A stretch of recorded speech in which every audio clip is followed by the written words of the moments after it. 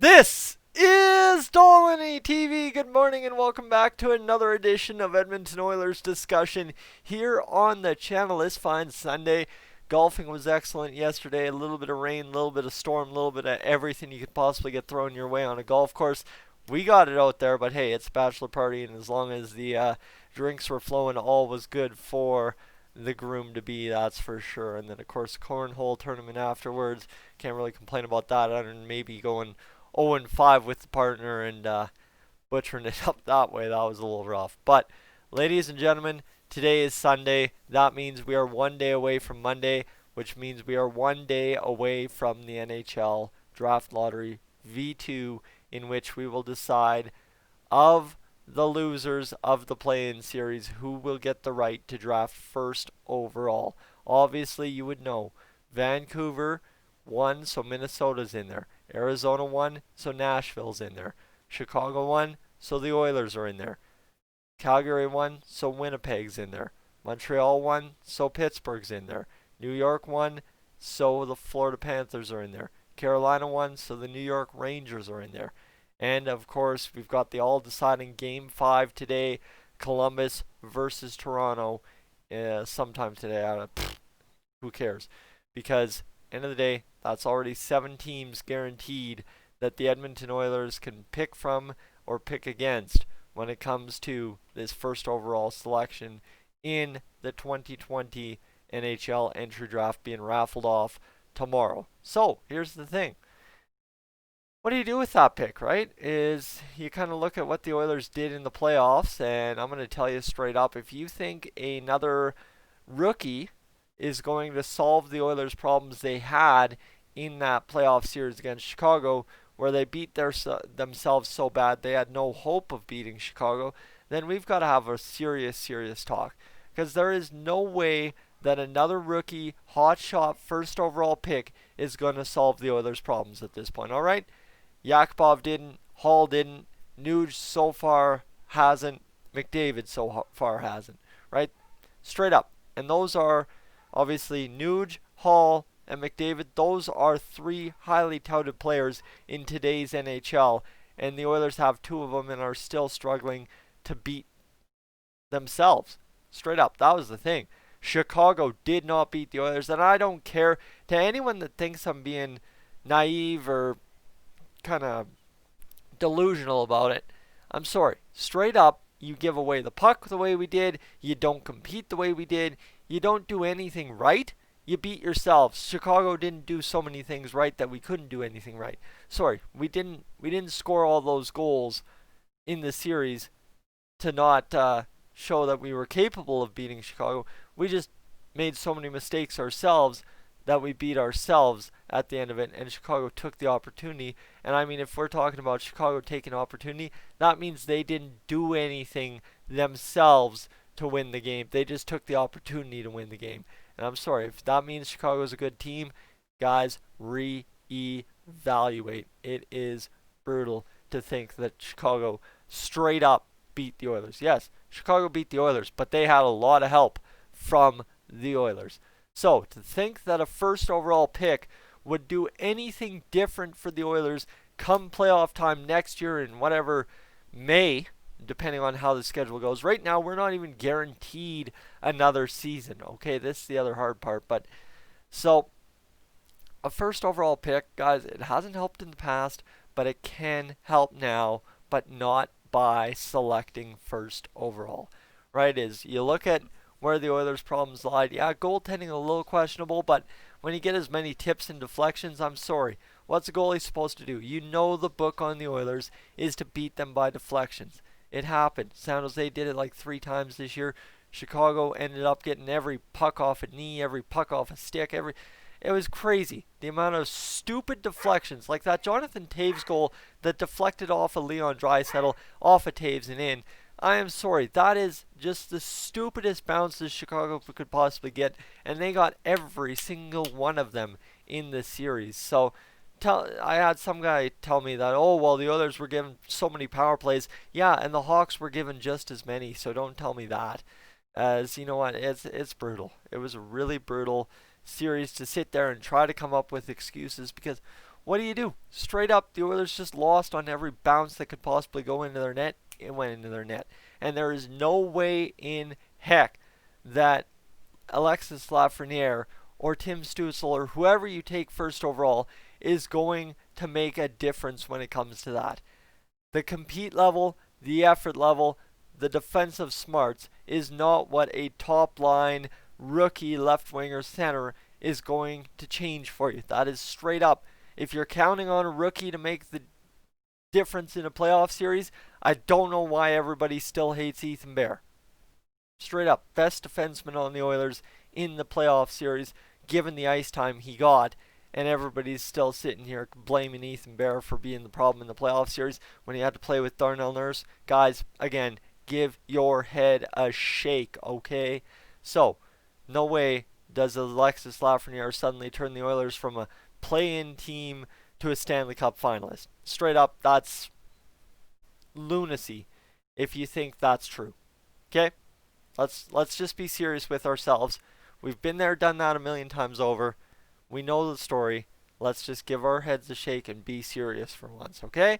So, what do you do with the first overall pick if you do indeed win the draft lottery? Well, I'm going to tell you, you straight up trade it for a defenseman that's going to compete in the playoffs and is going to lead your team a little bit better than an Oscar Klefbom, an Adam Larson, a Darnell Nurse, because you're not counting on Caleb Jones, Chris Russell, Ethan Bear, or Matt Benning to lead your team defensively. Like, straight up, that's not how we built this team. So you have to look at the Oilers trading that pick for a defenseman that's going to get the job done. And I know I've heard everything from Seth Jones. I've heard Zach Werenski. Obviously, Columbus a very easy target because if they lose this play-in or even if they win this play-in and go ahead, they need some star power, big time going their way with Pierre-Luc Dubois, and Alexis Lafreniere would be that star power for them for sure. So Columbus is a team to look at. I think another team to look at is a team in the New York Rangers and a guy you could really develop into something hotshot, especially as you wait for your guys like Broberg and Bouchard to come along, because yes, we are not going to have these problems defensively hopefully in the future when Bouchard and Broberg settle in, but having another guy set up in the line ahead of them, like maybe an Adam Fox, potentially a Dougie Hamilton would be a really nice addition if Dougie Hamilton can stay healthy. Obviously, I'm not going to mention Jeff Petrie, but you know what, Jeff Petrie, given what he did in the Montreal play-in series, would help. And then you've got, I think, a guy you really got to target if, again, he can stay healthy, is a Ryan Ellis. Ryan Ellis out in Nashville, a guy that's proven winner at this point. That would be a very good good player to target, and especially, right, Nashville, in that entry draft lottery after losing 3-1 to the Arizona Coyotes. So you think somebody else that's got a little bit of disappointment going. How about the Nashville Predators, who have been a very good team for the past several years and still had a chance to do something this year? Well, you know what? Ryan Ellis definitely would help. Now, problem is, yes, Tyson, you're always concerned about contracts and cap friendly and cap salary and how do we manage that if we just trade a first overall? Obviously, guys, if you're thinking seriously that I am willing to trade Alexis Lafreniere straight up for any one of the guys I mentioned, again, it's been a theme all this video, give your head a shake. At worst, the Oilers must get back that team's first overall pick or a package of picks to make up for what we're missing in this draft. Because obviously, if you get that first overall draft pick, you have the most buying power at the draft when it comes to draft stock.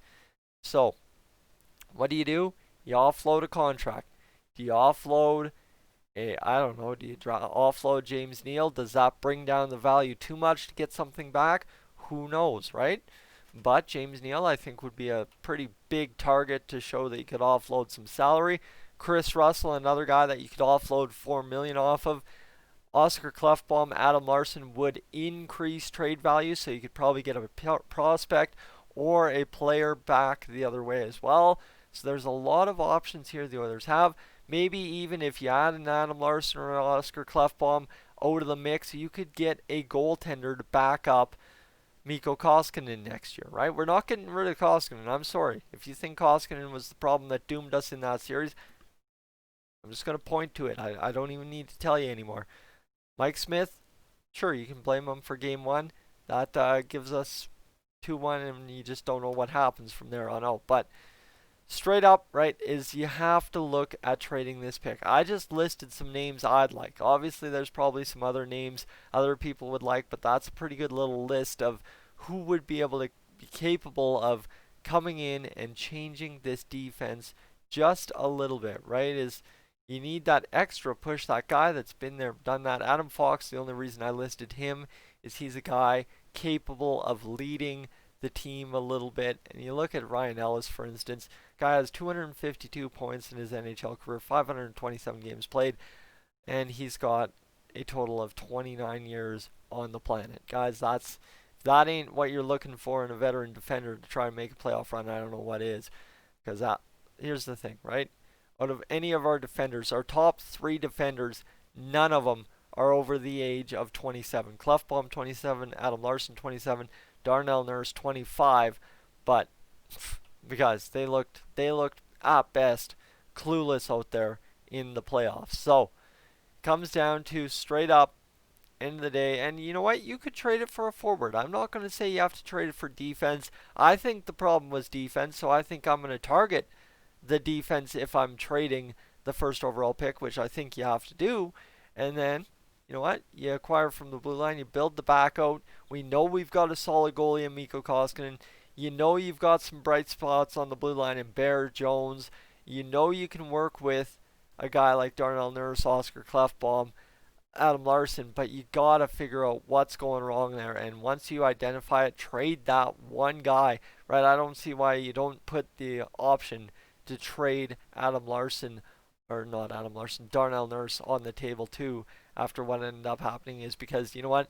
If you're not willing to put him at forward, you got to get some value out of this guy. And we got such bad negative value out of Darnell Nurse in the playoffs. It's not even funny. And you can complain about it just being his second playoffs and whatever, but I'm sorry. You know what? Straight up, either it's Darnell Nurse didn't trust a rookie D-man, which Darnell Nurse needs to trust his teammates if he's going to be a leader on this team, or else Darnell Nurse is just so bad that he just straight up couldn't handle playing defense in the playoffs because all he wanted to do is sit on both knees and swing his stick back and forth in the crease, which I don't know. I don't see any other big time defenders do that.